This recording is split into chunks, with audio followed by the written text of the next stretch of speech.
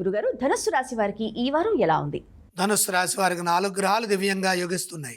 3వ రాశిలో రవి, శుక్ర, రాహువులు. సప్తమంలో గురువు. ఉద్యోగంలో విజయం ఉన్నది, సత్ఫలితాలున్నాయి. శ్రమకు తగిన ప్రతిఫలాన్ని పొందే వీలు కలుగుతుంది. నూతన ప్రయత్నాలు సఫలమవుతాయి. గౌరవం పెరుగుతుంది.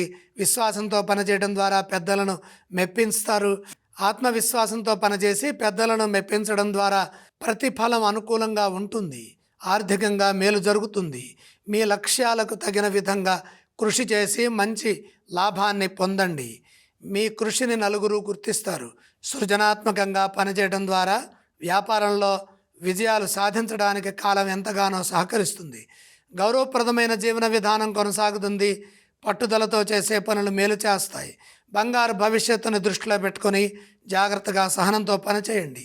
ఫలితం బ్రహ్మాండంగా ఉంటుంది. గంభీరంగా వ్యవహరించడం చాలా అవసరం. ఆంతరంగికమైన విషయాలను ఇతరుల వద్ద ఎక్కువగా లోతుగా ప్రసంగించవద్దు. ఇతరులతో మాట్లాడేటప్పుడు శాంతంగా ఉండాలి. సాంకేతిక లోపాలు లేకుండా చూసుకోవాలి. కలహాలకు అవకాశం కల్పించవద్దు. లక్ష్యం పైన దృష్టి నిలపండి. న్యాయపరమైన అభివృద్ధి గోచరిస్తుంది. మీ ఆశయాలు ఒక్కొక్కటిగా నెరవేరుతాయి. ధనస్సు రాశి వారు ఏ స్తోత్రాలను పఠించాలంటారు? ధనుస్సు రాశి వారు లక్ష్మీ ధ్యానం చేయడం చాలా మంచిది. ధనస్సు రాశి వారు ఏ ఆలయాన్ని సందర్శిస్తే వారికి శుభ ఫలితాలు కలుగుతాయి?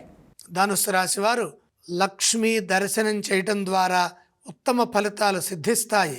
వారు ఎటువంటి దానాలు చేయాలి? దానక్రమంలో కుజప్రీతిగా కందులు దానం చేయండి.